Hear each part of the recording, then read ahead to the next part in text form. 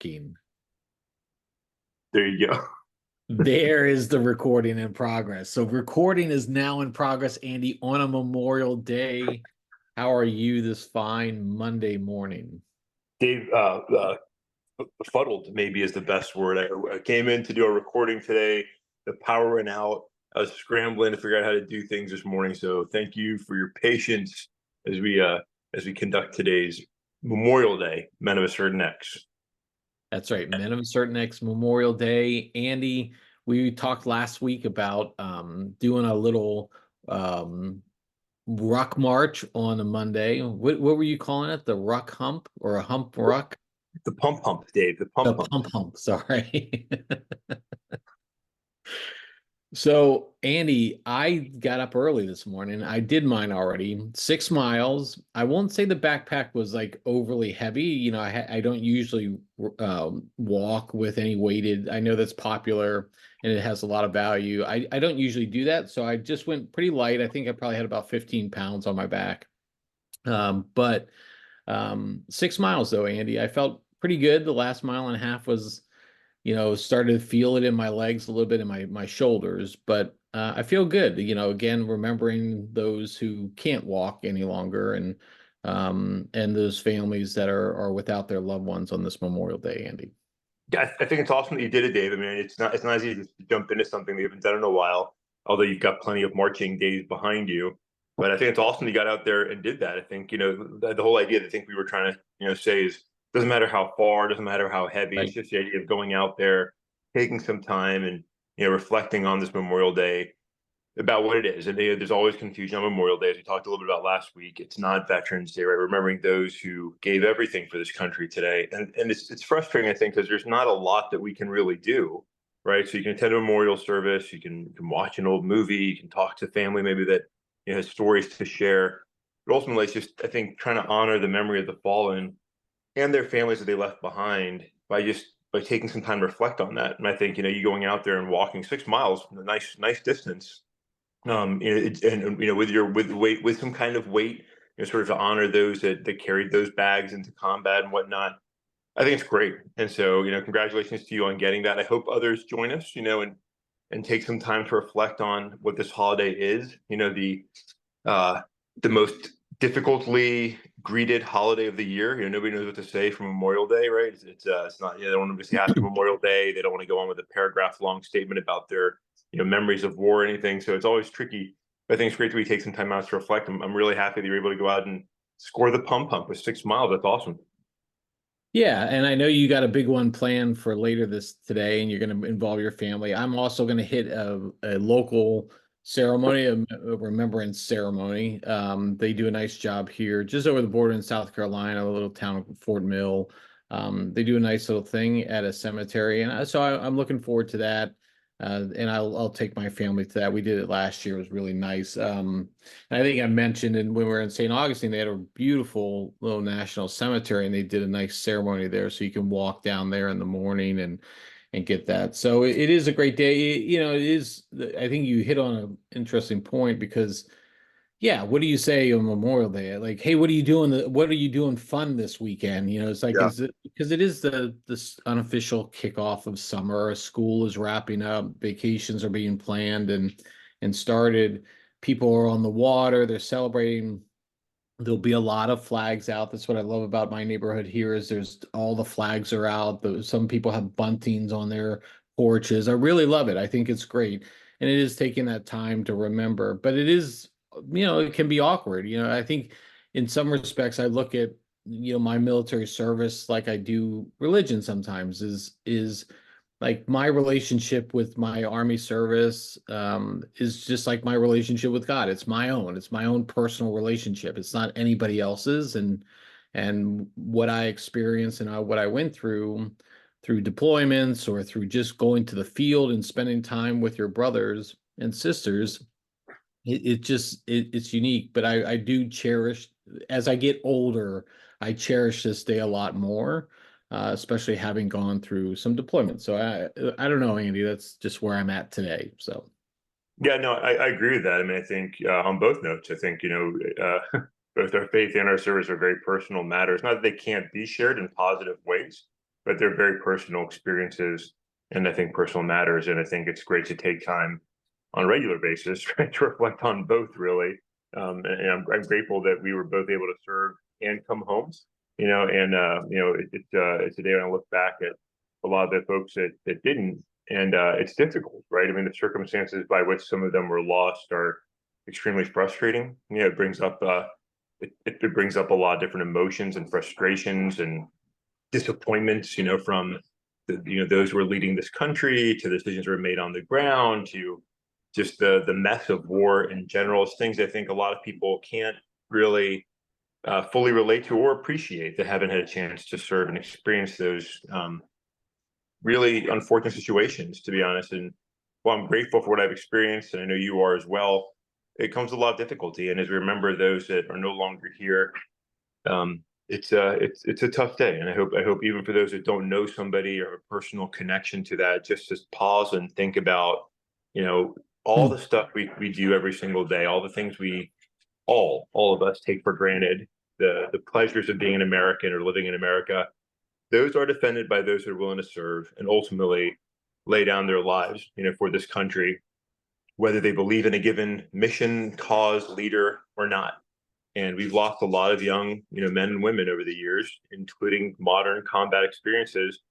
And it's worth remembering that they're not here, their loved ones are not with them today, and it's a chance to sort of just really appreciate what we have and the blessings of this country, and the fact that does come at a cost. Somebody has to serve to keep this nation secure, and many have fallen in that service. Yeah, and I think it's, and I know we'll spend a lot more. I mean, we've talked a lot about this over the last couple of days, and again, I'm excited to see the results of your pump this today. But yeah, when you serve, when you sign that dotted line to serve, it comes with the fine print that you're willing, by signing on this dotted line, you're willing to give up your life. And there aren't many jobs like that. There aren't many things that tell you that when you sign here, you're prepared to make that ultimate sacrifice.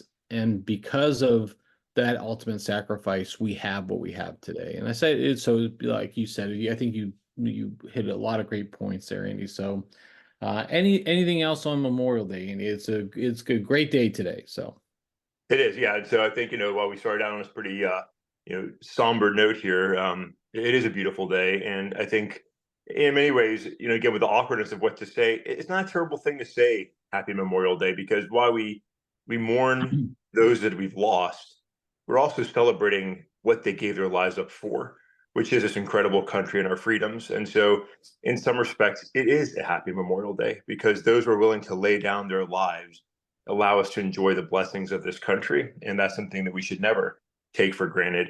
This is an amazing country. We are about to go into one of the most fun periods of the year with, like you said, Dave, summer and vacations and beaches and all the stuff that we all enjoy so much. And I think it's okay to just have Memorial Day and just really celebrate the opportunity to be an American or live in America and to enjoy life as we get to do that. So, to pissing off those that'll get pissed off, Happy Memorial Day. Dave, thank you for your many years of service. We've both served through 9/11, the Iraq War, Afghanistan going on for bloody ever. We've seen and done a lot, and it's I'm grateful that we're both here and able to do stupid things like this podcast and speak on behalf of the entire generation of which we are a part. this is absolutely true. Even though nobody asked us to do it, Andy, we do it, or that's our service. They didn't have to ask, because it was so obvious that they wanted us to do this. So we felt America's need, and we're here to fill that space. All right, Andy. Very well said. Very well said. Okay, Andy, we're gonna roll out a new, I wouldn't say new format to the program. Maybe it is. We're gonna start because we usually have a little intro banter, then we usually go 2 to 3 topics, and sometimes we can go a little long, right? I think but you and I can both rant on a particular topic. What? No. I What? know. But you had a good proposal, Andy. We do a little opening, and then we do like a 3 7-minute segments on Yeah. top. I think it's a smart idea, Andy. So that's going to keep us in check that's going to keep us in line. So moving forward, we'll do that. But Andy, I'd like to maybe we'll start officially on Wednesday. But let's see if we can do it today, Andy. Let's see if we can let's try two segments because we've already gone long on the first one. But for all the right reasons. Let's try to do two 7-minute segments on two topics. Are you good with that? Are you game for that? I'm up for Dave. I'm gonna have to trust you, and I'm gonna do my best to watch since I have no power and my host of resources are not available to me today. I'll do my best to respect them. I'll look at my watch and I'll try and manage it as best I can. I'm excited about it. I think we both, we can both get to the point fast. Sometimes we can both run our mouths pretty long. Sometimes this will be a good challenge for us and allow us to mix things up a little bit more. So I like the 3x7 challenge. I'm ready for it. Okay, so today we're going to do 2x7, and we'll start out. I'll keep the clock, Andy. You All don't right. need to, All right. you just focus on the answers, but I'll keep the clock. Okay, so here we go. I'm going to start now, Andy. Here we go. All right, Andy, this weekend, Friday, Saturday, Trump was at the Libertarian Convention. Hypocrite. So, and you might have seen some news on it, Andy, because Trump was loudly booed on the stage when he suggested that the Libertarians should vote for him, Yeah. especially if they wanted to win. Maybe they're just all a bunch of losers because they booed him. But there were other things. It was a high comedy at the Libertarian Convention this weekend, Andy, because they went out to vote, and when they went out to vote, all the Trump voters came in and took the seats of the Libertarian electorate, and that led to some shouting matches. There were some shouting matches calling Trump the worst fucker in the world or something to that effect. And then he gets up and he gets booed. Andy, I know you saw this. What are your thoughts, Andy? So, Dave, I'm going to try to keep the time here, but I got to give a little context here, right? So, just in full transparency, so I've never, been part of a political party. However, 4-ish years ago, I did briefly join the Libertarian Party. After having voted for the Libertarian Party presidential politics for the last at least 12 years, the last 3 cycles, at least, probably longer than that. But then I left because the party's an absolute shit show, right? I don't agree with a lot of their leadership, their positions. It's very much an alt-right disaster. And so I left the party about 2 years ago, and happily independent. That being said, I still follow Libertarian Party politics to some extent, and I still align with a lot of true liberty-minded principles the party espouses. So to a lot of folks in the party and out, it was pretty remarkable that the party invited Joe Biden, Donald Trump, and Robert F. Kennedy Jr. to come speak at their convention. But the idea was, hey, there's a large part of the critical vote here, right, that could turn an election theoretically. Come convince our voters that you're their guy. Joe Biden did not respond. RFK showed up and Trump showed up. And I don't really know if I like the fact that this happened, but I commend them for trying. RFK gave a speech on Friday night, was not particularly well received. It was, I think, accepted that he was there and people were grateful that he attended and tried to speak to them.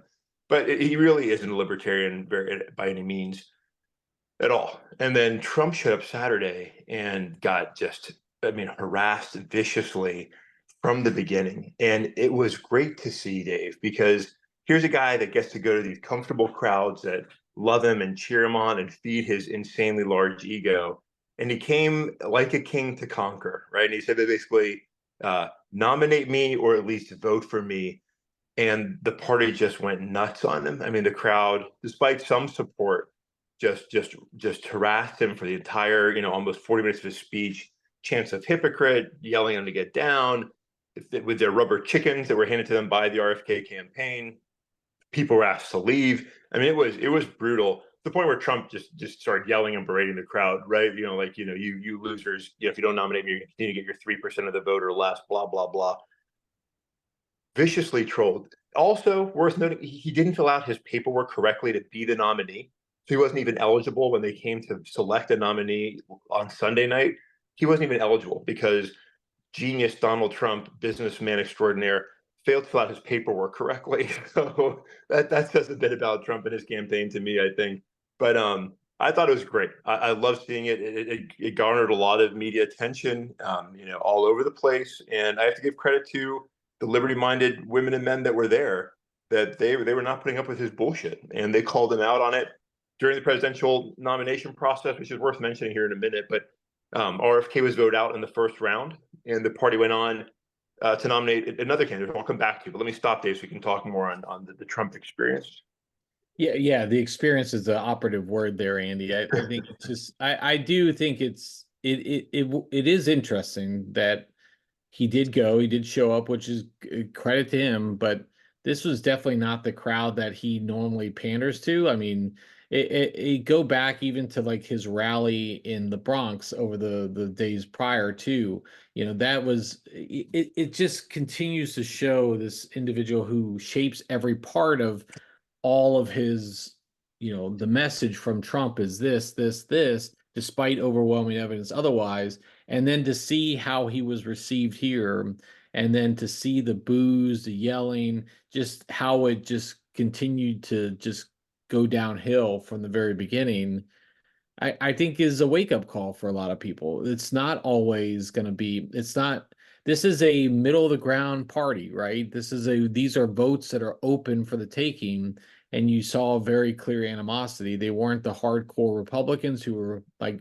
loving all over him. They weren't the hardcore Democrats who were just hate his very existence. This is a group that he needs in some respects, and they couldn't tolerate him. So I don't know if it says anything good or bad, but it definitely was interesting. It was interesting, and Dave. So let me, if I could, let me pivot there a little bit to who ended up getting nominated last night. Because I think it's an exciting thing. So there were a number of candidates who were aligned with that sort of, I would say, harder right part of the party, and expected to win. I think by most measures, expected to win the nomination. Excuse me, but through the process they go through, calling candidates until somebody gets over 50%. At the end of the day, the party came down to two final choices. Excuse me. One was none of the above, and the other was a young man from Atlanta, Georgia, named Chase Oliver, who ended up securing the nomination. And excuse me as I choke here. You need a minute there, Andy? No, I'm okay. I'm okay. So why don't you take it for a minute, Dave? Why don't you take it for a minute? Yeah, I think this is going to be, with the libertarians, how there can be a disruptive influence here, and especially if you put together a candidate who may have some energy behind him, may have a little bit of youthfulness. The question just is always going to be is whether he can get on the stage or not, whether he can get to that place where he can openly compete with ideas. And he is a sharp contrast to what you have is, Trump and Biden, right? And That's there's our right. timer, Andy. But I'll let you go because you win, right? So Yeah. shut. Yeah, thanks, Dave. Thanks for letting me recover from almost dying here for no reason. So Chase is, while not representative, I don't think, of where the party is today.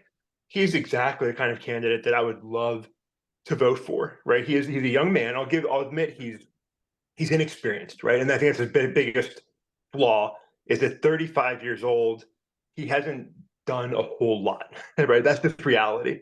But he's a young guy from Georgia. Worked in the I think restaurant business for a while, doing whatever he was doing, and then got into political activism. Ran for the House, lost. Ran for the Senate, possibly with his roughly 2% of the vote being decisive in who ended up getting elected. And a lot of people were really pissed off that he was in the campaign and believe that he cost the other candidate, the Republican, I believe the win in Georgia. And then declared he was going to run for president, and because of where the party is, wasn't really expected to get the nomination, but he did. He ended up winning last night. So let me read from Under the Desk News was reporting on this last night, and I'll share the link later. And he summarized Chase Oliver this way: an anti-war, openly gay, pro-gospel, anti-qualified immunity, pro-abortion, but anti-using government funds for abortion, anti-climate change regulations, pro-ranked choice voting, pro-gun, pro-weed, anti-Department of Education, libertarian who believes we should return to Ellis Island-style immigration standards. There's a lot that I can agree with and celebrate in that. Some things I might disagree with him about, to like what extent we do this, that, or the other. But in general, Chase hits all the notes that I personally really enjoy and love. And Dave, at 35 years old, as a young man who isn't at risk of falling down a set of stairs anytime he sees them, he's going to be a very different voice and candidate for Americans, whether people like him or not, whether people agree with him or not. A stark contrast at half the age of both Joe Biden and Donald Trump. A charismatic young man, an interesting story, relatable. And while I would love to see Gen X have a candidate up there, and there could have been others that could have run and I think been even more viable, candidates. I'm happy to see him out there, and I think it'll be very interesting to see what happens now. Now that we have Chase, we're going to have RFK Jr., we're going to have Donald Trump, we're going to have Joe Biden. Could be interesting, Dave. I'm going to stop because I know we're probably pressed up on our 7-minute time here, but it's an exciting weekend, and it's going to make for an interesting summer. Congratulations, Chase Oliver. There you go. We are over, Andy. We went over a little bit. That's okay. Sorry, That's okay. it was my coughing. It was my coughing. We'll have to get used to the new format. So I'm going to reset, Andy. We'll end on that one. Good, All good right. way good way to wrap up. I'm going to go to the next topic. Are you ready, Andy? I'm ready. I'm ready. I'm ready. Okay, here we go. 7, and maybe I'll jump in with a little bit like warnings, like where we're at or something. Okay, here we go. I'm gonna hit the start button now. Okay, Andy, some news on the AI front. Yeah. There's been some interesting. So Google recently rolled out that they put AI related responses to searches at the top, right? And so we all know AI is garbage in, garbage out, right? You got to feed the machine to make it smart, and then it should be able to process reams and reams of data. Unfortunately, sometimes what you feed it, if you feed it shit, it's going to spew out shit. One of those came out, and there's a couple of them. I'll cite this one, Yeah. though. Of course, this is the most extreme, is if you want to keep your pizza cheese from staying on the pizza, apply some glue to it, Andy, some Elmer's non-toxic glue, a little bit to it. And this will help solve that problem. Now, that's pretty stupid, Andy. I think most people would read it and say it's stupid, but the fact that it's coming up in Google searches, people will probably read it and think about it for a minute and say, hey, maybe I should do that, right? Yeah. And I'm here to tell you, don't do that, Andy. Let's not do that. But the reason I say that is because it came from what most people can think about is it came from some idiot on Reddit from 2011 called Fucksmith. That's his username. And Fucksmith said in a clearly satirical comment said to apply it. But Google doesn't know how to distinguish, or the AI doesn't know how to distinguish between satire and otherwise, and they printed it, Andy. So this is just one of others. There was another popular one about if you search for presidents who went to the University of Wisconsin, you would find 13 of them, including many who died in the 1800s. They also had several degrees. Andrew Johnson got his last degree in 2005. Obviously, Andrew Johnson's been dead for over 100 years. So, Andy, I guess the opponents of AI are going to say, look at this, you can't trust it, you can't trust it. But maybe this is just, clickets, putting stuff out there to generate discussion. What do you think when you saw this? And by the way, we have 4.5 minutes, Andy. All right. So I'll say this. I'll say first, great coverage of the glue article by Jason Kobler at the 404. He's got a very good sarcastic style, and he's blasting. Google paid Reddit $60 million, which I appreciate for my Reddit stock. But more importantly, they're paying a lot of money to Reddit to scrape data to build and inform their AI, and it's proven to be an absolute shit show.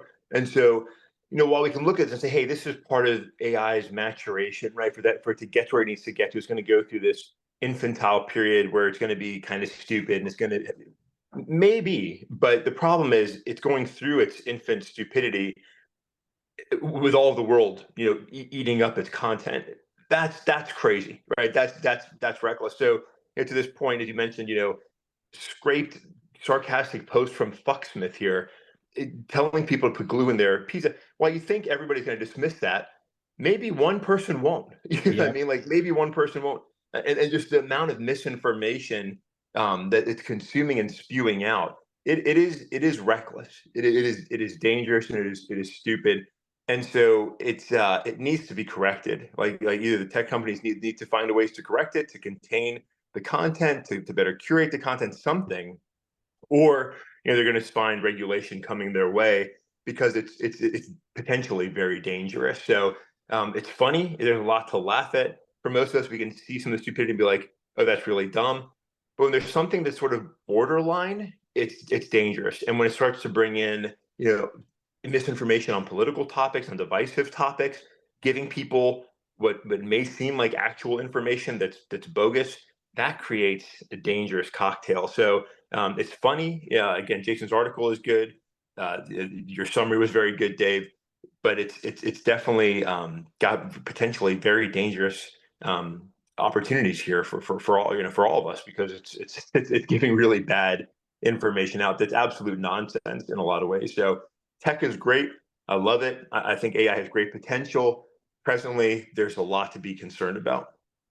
Yeah, I think to that point about being abused, misused, or whatever, especially for political purposes, a prime example is one of the things that came up is Barack Obama is Muslim, and I think how many times do we have to go round and round about this over and over? It just, for some times, and again, I don't think it's deliberate, but for some things, people are going to feed on that because they're not going to do the research. We know that, right, Andy? That they're not going to see. They're just going to see the headline and they're going to like, "See, I told you this is wrong," and it's just going to feed their argument when they're not going to go down and do the right things to get rid of that. But I think it's going to be a fascinating growth process. AI, what we learn in the last year, probably would have taken 20, 30 years prior, like a technology evolution. I mean, what we've grown in AI in the last year is just amazing.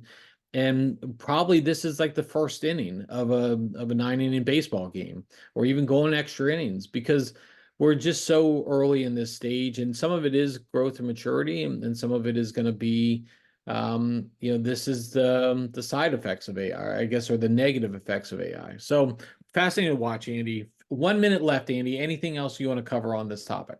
No, I think this topic we'll come back to, I think, many times, and again, I love and celebrate technology, but, presently I can see how it's, pointing in all directions towards our Skynet, Terminator, Judge Dredd future hell. And we just need to be prepared for that, because that's where things are currently pointing to. So it's a fun, scary, sad, laughing moment for all of us right now. But good topic, Dave. Good topic. And I'll stop because I know we're hitting our 7 minute wall. Okay, yeah, we stopped actually 30 seconds before, Andy, so that's good. I think, hey, look, we can do this, Andy. We can do it, I believe. I have confidence we can do it. So we'll move forward. We'll have the opening, and then we'll have three segments of 7 minutes, and we'll work through it. Maybe we'll go over a little bit sometimes. Maybe we won't.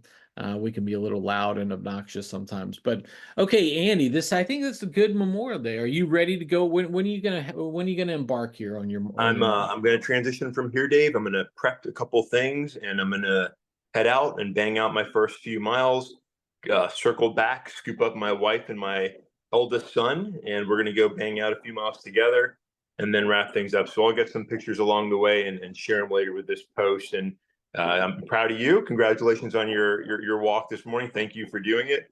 Again, hope others might join in with us, and I'm looking forward to getting mine started here. It's presently presently is my word of the day. Presently very nice out there today before the thunderstorms come. So I'm hoping to get a few miles in before wicked weather comes on. And the point worth noting, Dave, I find that on each of our podcasts, there's a word or two that I start saying and endlessly repeat throughout that episode. So I think today was presently personal observation, so people can follow their bingo cards at home for future episodes. I always use interesting, Andy. This is like, interesting is my word. I just can't get off it. If somebody's got a better word than interesting, fascinating, I don't know. We'll see. I have to do that. Andy, it did rain a little bit on my early, like within the first mile, it started raining on me. But again, my mind was in the right place. That's right. Powering through, remembering those who have fallen, and it stopped shortly thereafter. So not too bad here. But all right, Andy. Well, best of luck on your pump hump, And I look forward to seeing the pictures. I'll post on your Threads page as well to show that evidence of mine. But Nice. I look forward to it, Andy. I appreciate it. I'll end with this last note, Dave. As we look at politics, we think of war, we think of the LP nomination, and we think of Biden, Trump, RFK, Chase Oliver, Jill Stein, Cornel West. A maxim I always like to go back to, maybe a good place to end today. Catherine Mangue Ward's maxim: all politicians are garbage and will disappoint you in the end. Facts. So I'll leave listeners with that thought as on my end. Dave, thank you. Congratulations. I will say happy Memorial Day. It's great to be an American. Thank you to all who have given all for our country and to the loved ones they've left behind. We'll remember you and think of you today. And I'm very proud to be an American and grateful to serve. Yeah, here. Can't say it any better, Andy. Happy Memorial Day to you. Happy Memorial to all our listeners out there. We hope you all have a great day, and we'll catch up with you next time.